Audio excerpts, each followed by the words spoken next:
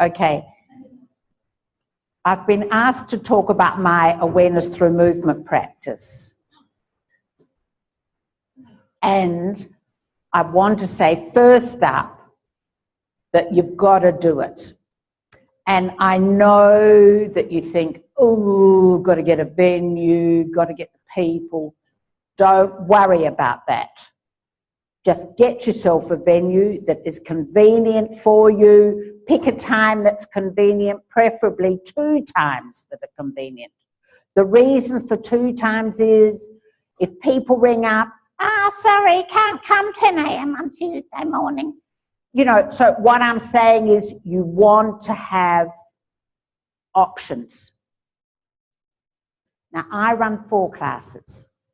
Sounds like a lot, but it isn't, because I prepare 1 class a week. And I teach it to the 90-year-olds on Tuesday morning and the 40-year-olds on Wednesday nights. You just adapt. The red thread going through the class is exactly the same. Maybe the 90-year-olds can't fling their legs in the air and sit up, but they've done a lot of preparation on the way. And the great thing about the 90-year-olds is that I've taught them they don't have to do everything. But those women can get up and down off the floor. Now, how many 90-year-olds do you know that can do that? Or even 80-year-olds? Exactly. So what I'm saying is try to give options for your people so that there's none of this, I can't come at that time, because forget it. You're offering a service, do it.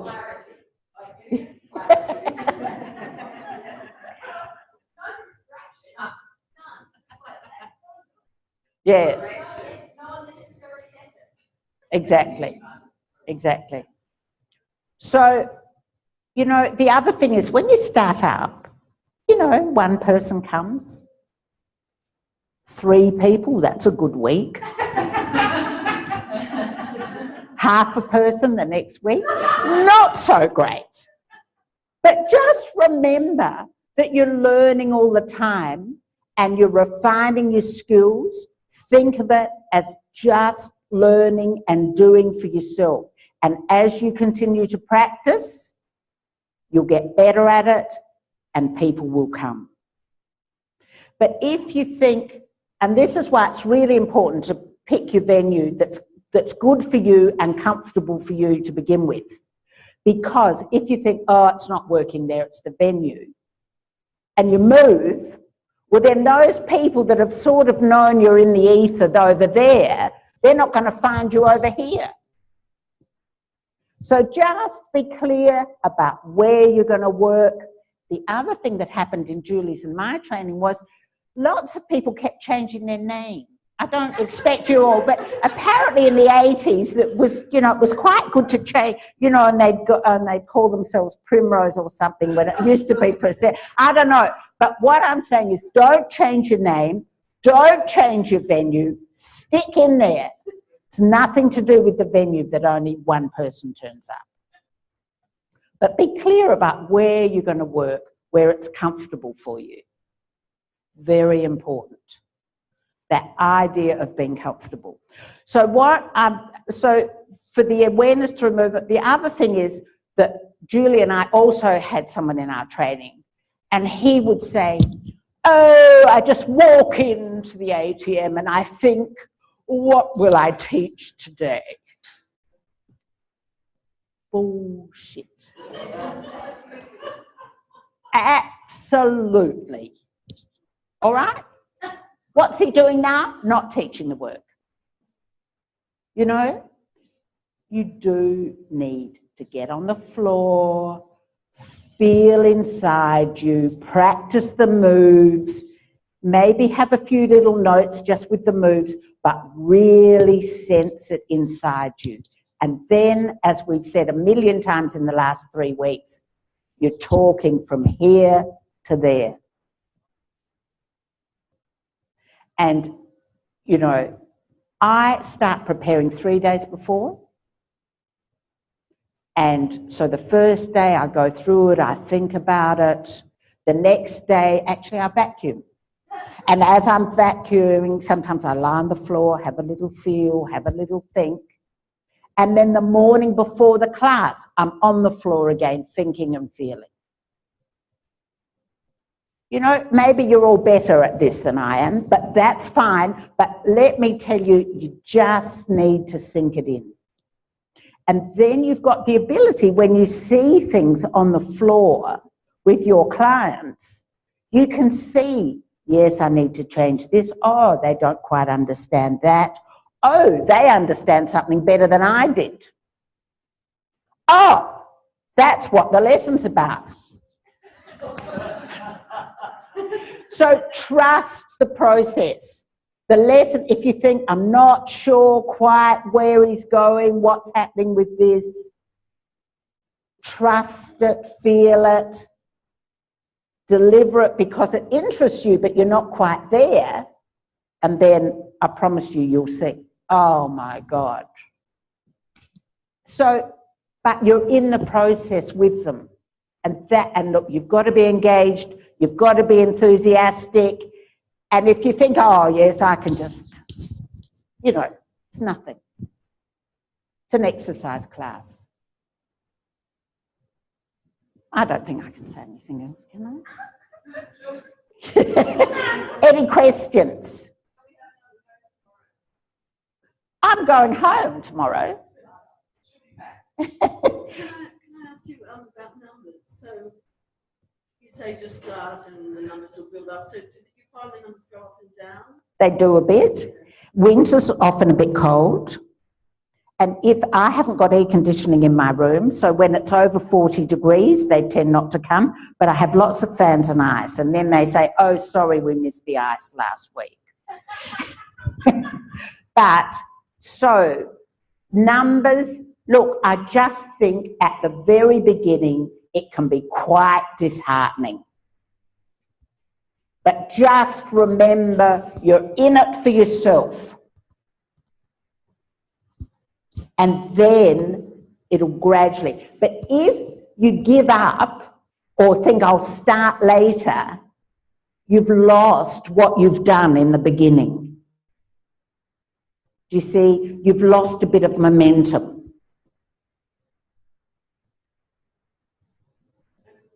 What about a name? When you say name, what do you mean name? It's a name for your classes. You say don't go changing your name. No, I mean the name of yourself. That's what I know. Yeah, that's what I'm talking about. So you've got your name, stick with it. So you shouldn't call it Free Moves Feldenkrais. No. That's not what I'm talking about. I'm saying you, Carol, have got a name. Carol. Yeah. Oh, okay. What? I've got a name. Their names. Yeah, that's just what they used to do, and then they'd be surprised that they didn't get. I'm just making a point. Yes. Yeah. Find your venue. Keep your name. Mm. But do you suggest that we go under our personal name, like just Feldenkrais classes, or do you think we should make up a name like? No, Feldenkrais classes. Awareness through movement classes. Okay. Because yeah. Awareness through movement. Come on, we've got to get this stuff out there. Mm-hmm. And the only way we're going to get it out there is if we all teach classes. FI is fabulous, but we've got to be on the corners of the streets like yoga. Yeah. What about a venue where, because there's a few of us saying Sydney, we each, for one day, we each had a different time? Fabulous. Absolutely fabulous. Because then you see, you know, they can't come to your time, but they can come to your time. And I'm just thinking about sharing the cost of renting. Yeah, exactly, exactly. I think that's a great idea. And also then if you go away, you've got someone to step in for you, maybe, for your time. See, I've got Vera. Right. I have to synchronize myself with Vera.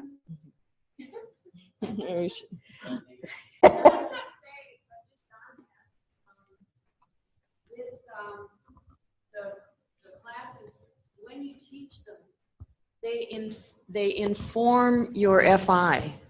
They inform what you do with people on the table. Like, there's not even words for it, I don't think. Because it's in. You find that it comes in. And the other thing I just wanted to, there was a woman in Marg's class when Marg was away, and she came in one morning, and I was there, and she showed me her legs. She was 90 plus. And she said, oh, I said, how are you doing today? You know, and she said, I fell in the garden. I said, oh, and she said, oh, the doctor helped and put a bandage on and I'm okay. But you know, I just rolled around and got up like you and Mark teach. And I thought that was the most beautiful thing, because that's what you're doing when you teach. You're giving people the option to, not the option, but just the ability to get up off the ground.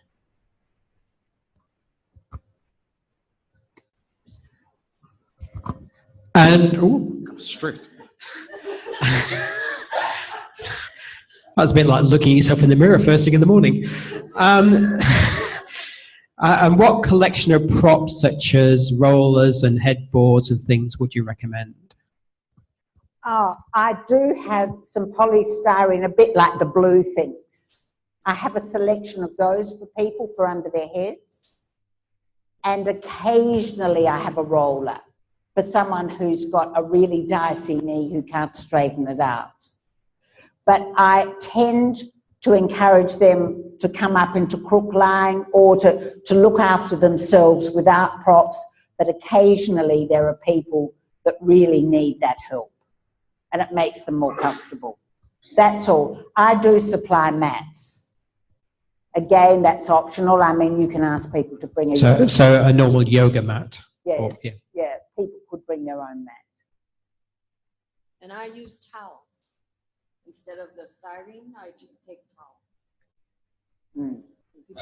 Fold them higher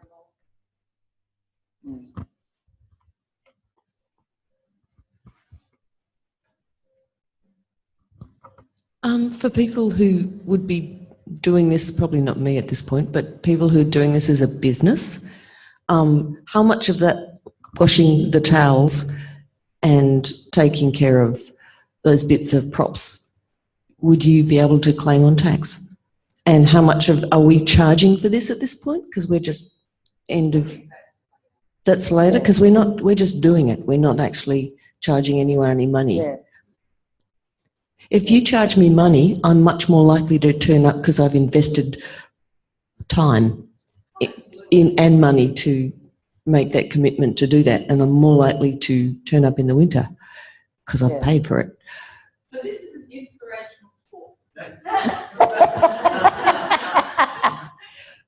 But I think it is also... You can claim laundry detergent on tax. Thank you so. And also the other thing is that I think that it's good to get people to pay for 5 up front or 10 up front. And you give a discount for that. Because after the first time, they may not necessarily feel anything or get it. So you want to encourage them to come back. Yeah. You want to let them know they're in process. Yes. From the beginning. Yes. Yeah. How do you tell them that? I think we'll talk about that later. So this was the inspiration talk. Mark is running an incredibly successful ATM practice for... Well, since 1991, let's not exaggerate. I mean, that's near enough to 25 years. And what you see, why does she run an incredibly successful practice? Because she's passionate about the work and you see it. She's just creative. Absolutely. But it's not coming from... Oh, It's, you need it. yeah, that's 10 o'clock Tuesday morning. See you there.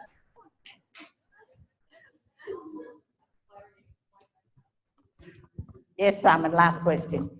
You've said something about sequences of lessons, and we're going to go into that at some point about how to design the sequence. Yeah, you'll go into that. This is just, so when I gave this talk in London, They were all so terrified for when I came back next year that they all started their classes. True story. Okay, thanks.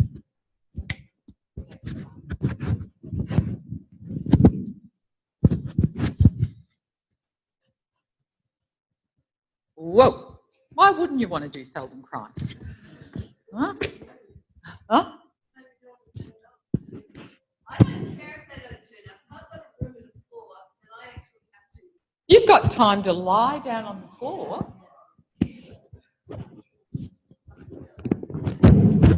But they're all the things, you know, they're the things. How, when you think about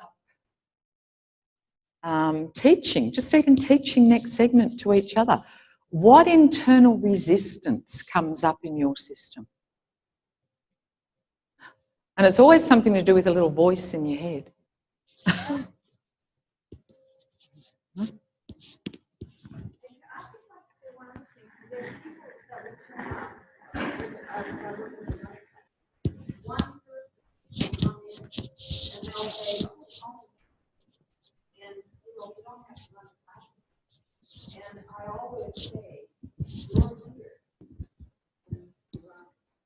Mm.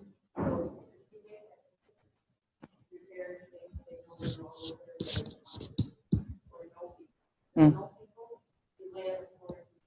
Mm. Mm. Mm. Thank you. Thank you. Okay. So today is going to be we're going to come back and revisit quite a few things in ATM that we've been doing. So could you find a partner different to the one that you've been maybe in the group of 4 with?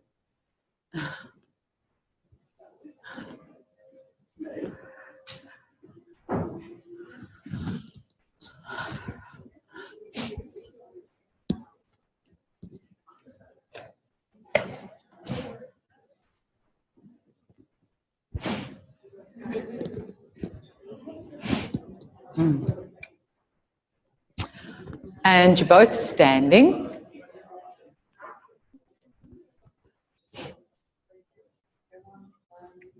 And what we've been doing up till now in standing is, you know, we've been looking at someone standing and turning.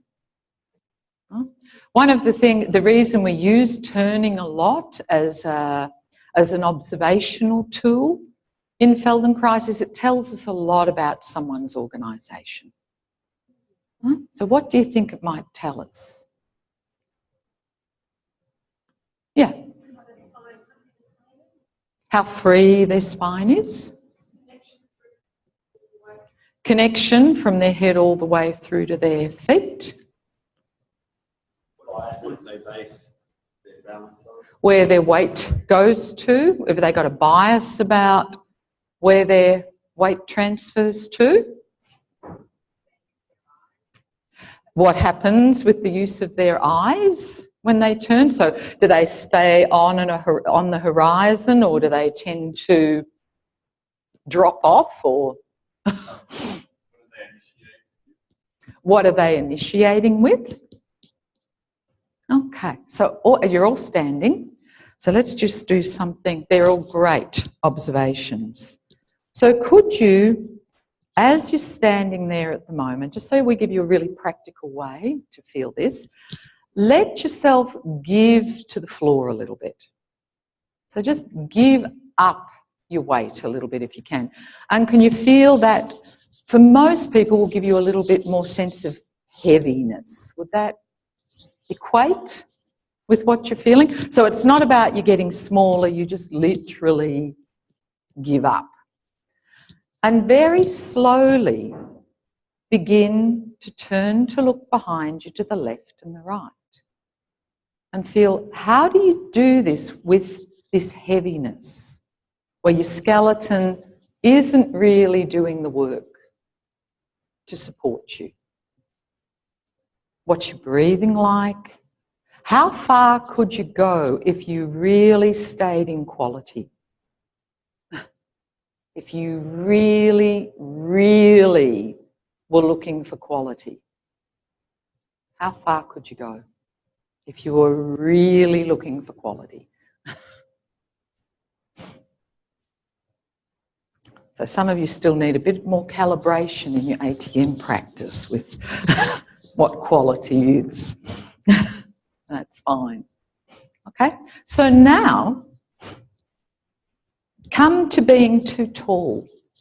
Come to holding yourself up off the ground. Doesn't have, you know, but just that you can feel you're using, and can you feel now you sort of, there's more a feeling of lightness if you like, but you've lost the ground a little bit. Huh? And turn there. How's that different?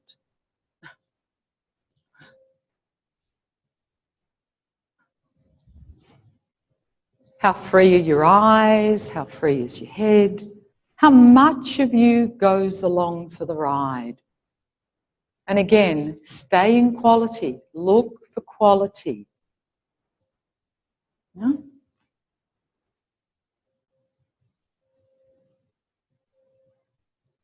And feel if you're up there, can you lead with your eyes when you're up here off the ground?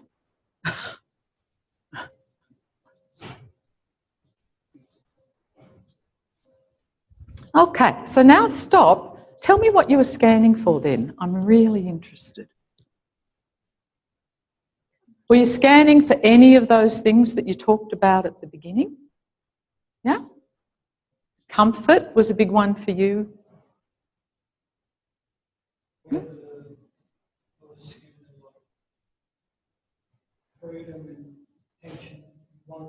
So you could feel tension somewhere. Did you keep going? Huh? Mm-hmm. Mm-hmm. So as soon as I could feel the base of my spine. That's what made you stop? Fantastic. What other things were you? How did you know when you'd gone far enough? But how were you picking that up?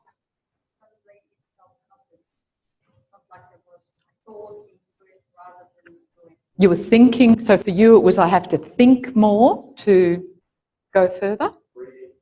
Breathing. Resistance, so that's an internal feeling of, yep, I have to push at that point, I have to, no?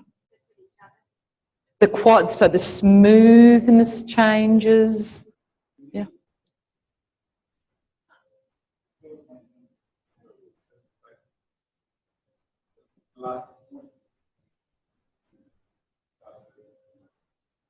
What do you mean, sorry, I'm sorry, what do you mean by you felt your knees?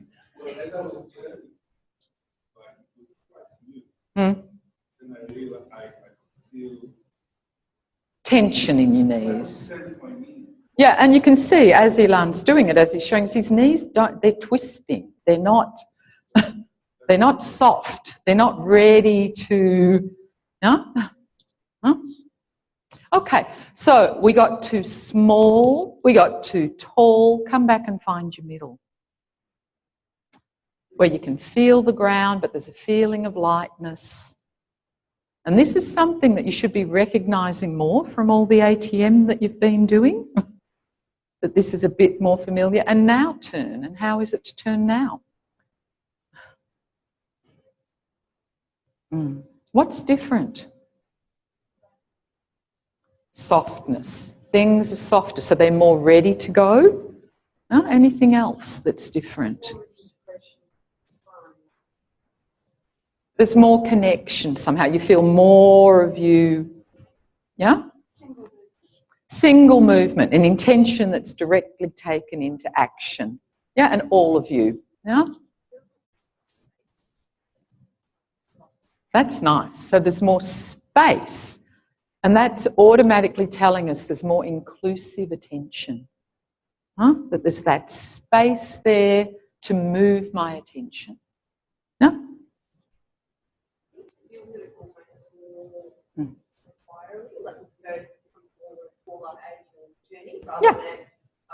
Yeah.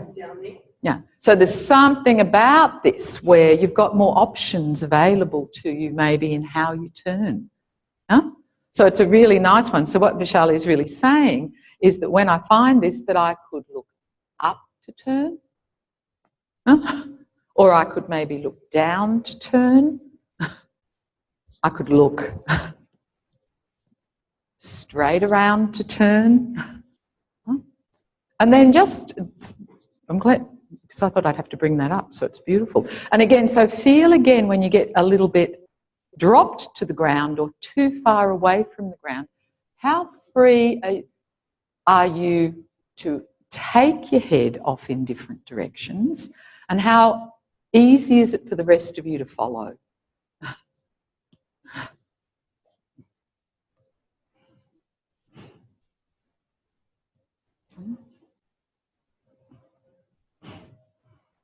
So can you feel something happens?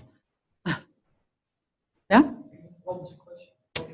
Can you feel if you're in your neutral at the moment, Pat, and you go to turn, you could probably look up a little bit to turn or down a little bit to turn. Just try that first.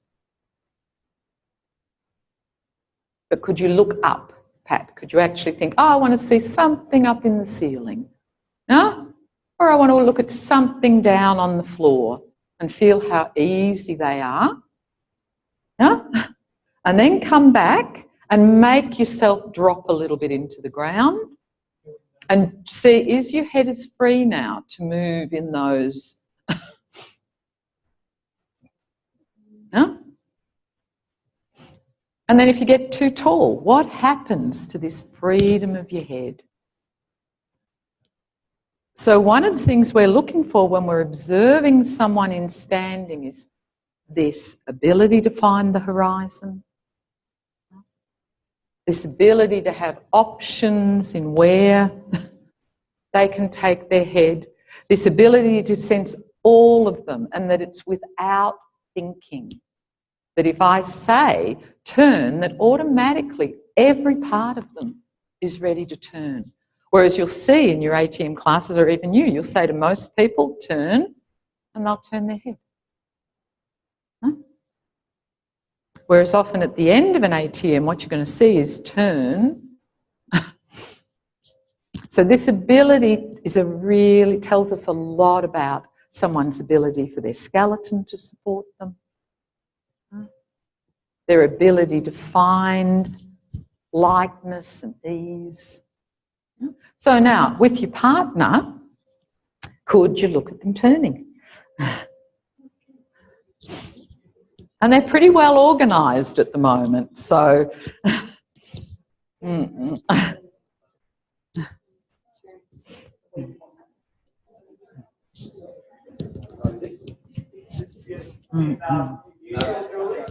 their neutral. They're pretty well organised, so...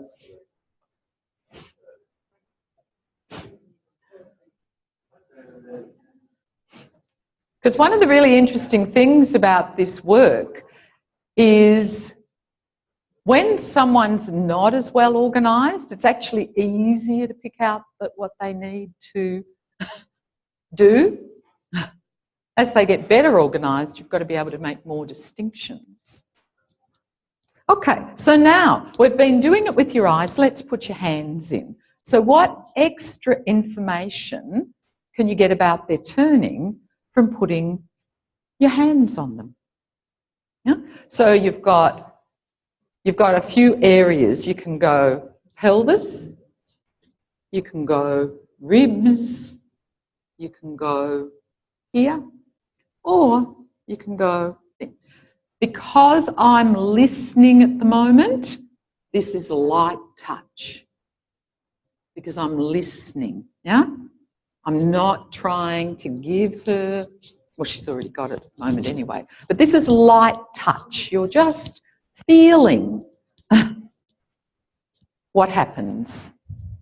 So light touch is looking for different things. You're just seeing, how does this play in? What's actually just happening here? I'm just listening to them.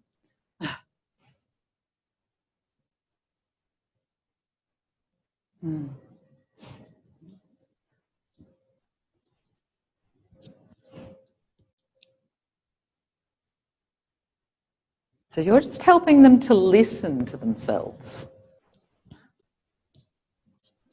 And you've got to find a way that you don't interfere with them. So this is a really different type of touch.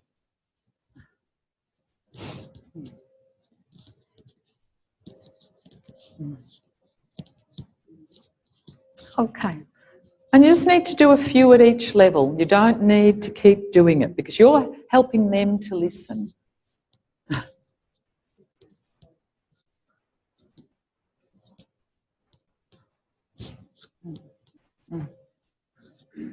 And just see, do your hands give you additional information? And even though I know I've said light touch, it's really gorgeous. I get Scientific American Mind, and there was this huge addition on touch and the different types of touch, light touch. So don't make it so light that it's irritating.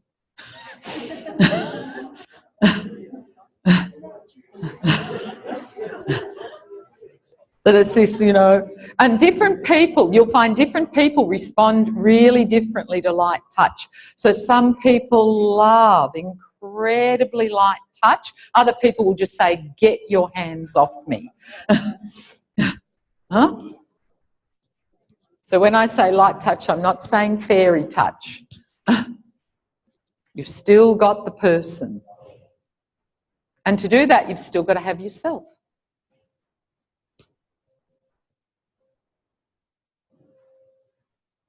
Okay, so now get them to lie down. So we're just going over things here, and you're going to roll their head.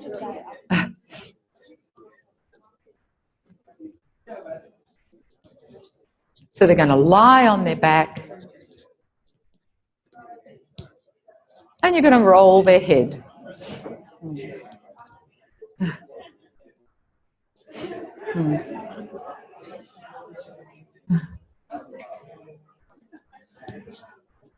And before you roll their head again, what are some of the things we look for? The position of where their head is in space. Huh? Where their head is in relationship to their pelvis, where their head is in relationship to their feet. And it's amazing. Just listen for a moment. It's really amazing to see as I look around the room, because you're all getting so well organised. Have a look how many of you, your face is nearly parallel to the ceiling. If it's not parallel to the ceiling, it's not that far off the people who are lying. This is another thing that tells you the person's getting more organised. Huh? So if someone's got their chin up, huh? Or this down, you know that something there could still be a bit more organised. So again, that's going to really influence the rolling of their head. So just give their head, so notice that, the plane of their face. Notice where you think their eyes would be looking. Huh? Where would their eyes be looking if they opened them? Would they be so would their eyes be congruent with their head? Or would their eyes be looking somewhere else? And then roll their head.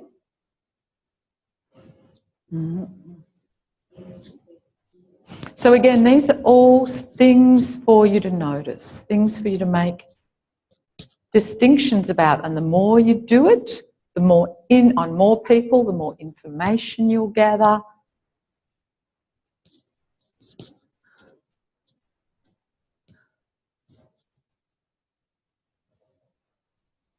So you know at the moment that most of you in standing are turning pretty beautifully. So how far do you feel through them? This rolling of their head. And if you're not sure, feel free to put your other hand on their sternum. Just to see, is something happening down there? Something happening in their sternum in response to this rolling of the head. And again, you're not making anything happening, you're making an observation.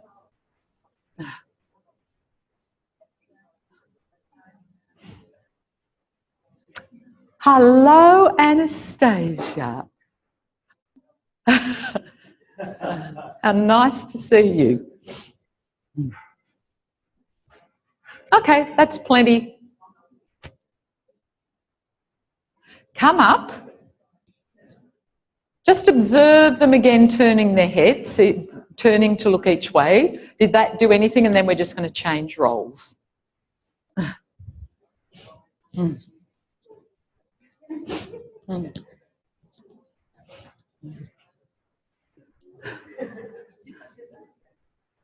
And obviously, the person turning is going to observe themselves and to see, did this make a difference for me having my head turned, head rolled?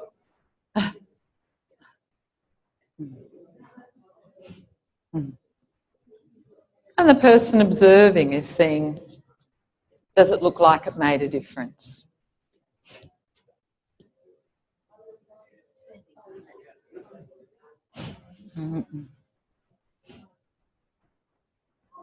Did it make a difference in their weight shift, ease? Okay, and change roles.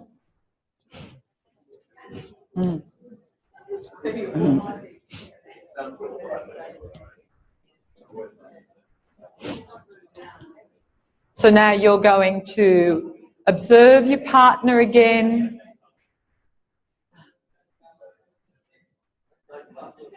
So you're just swapping roles. You're just swapping roles. Yeah? So the person's going to turn left and right from their neutral place, from their... Or habitual. Well, you could, if neutral's different and you like it more, feel free to go there. Because hopefully that's the transfer of learning, Barb. And just feeling, just observing what they do. Could you feel that in yourself? Could you look at this person turning and get an internal sensory motor experience in yourself of what this would feel like for them?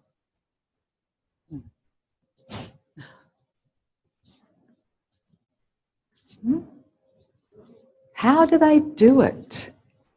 Do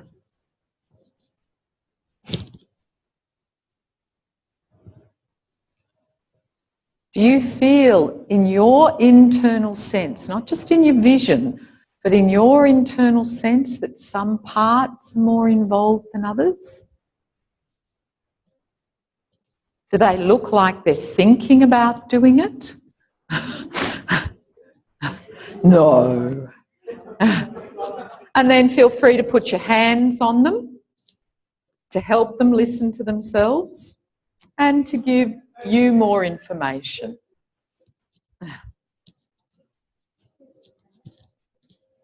And remember, it's a light touch, but it's, you've got them. You've got them. So again, you're finding a way not to interfere with their movement, to go along for the ride. It's a really valuable skill to practice, to find their timing. And do you find if you're really starting to follow them, are you shifting your weight the way they are, or are you doing something else?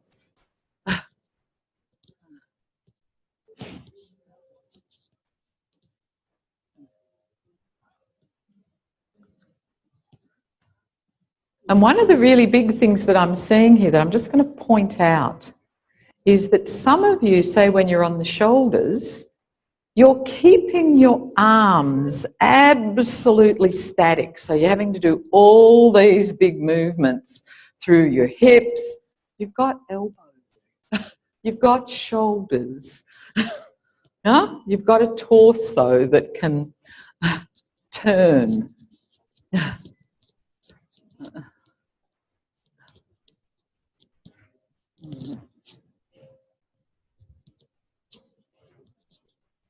Just feel, where are those different parts going? Are they turning exactly around the midline, or do they go up or down or forward or back?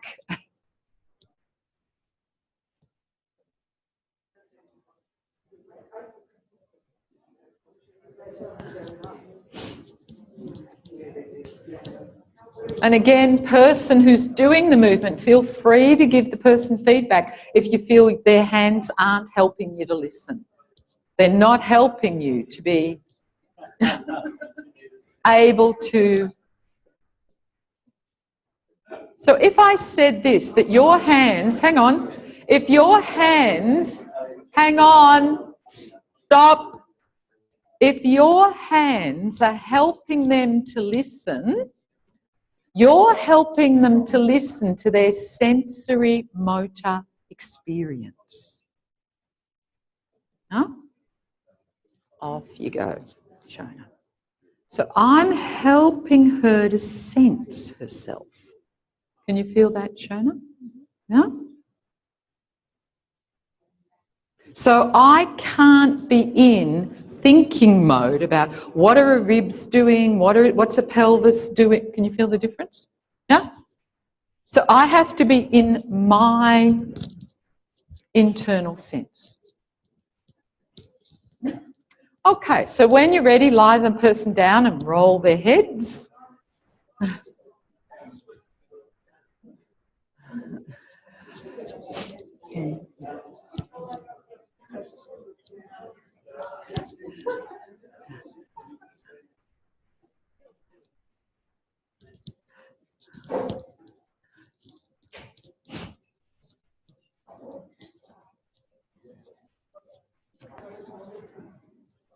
So you have to have inclusive attention to do this. You have to find, just as Shelley said, you've got to find that space. I don't know if that would, Amanda said, I found a space, a place where there was room to feel myself, to sense myself.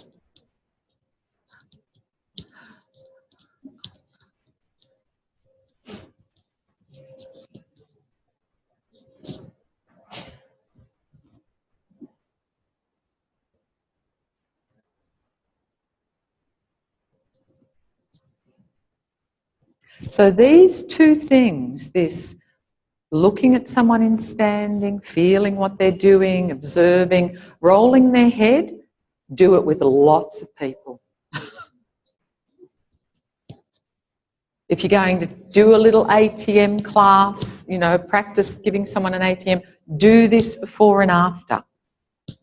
Start making more distinctions.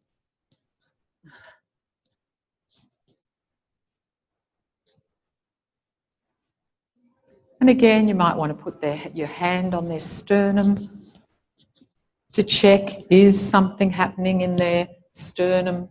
How far is it going down as they roll their head?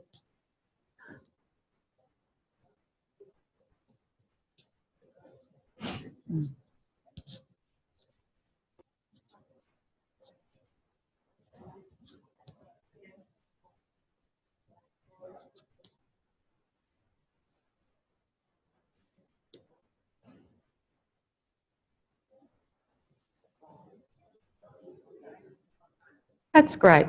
Okay, that's plenty. And find your mats.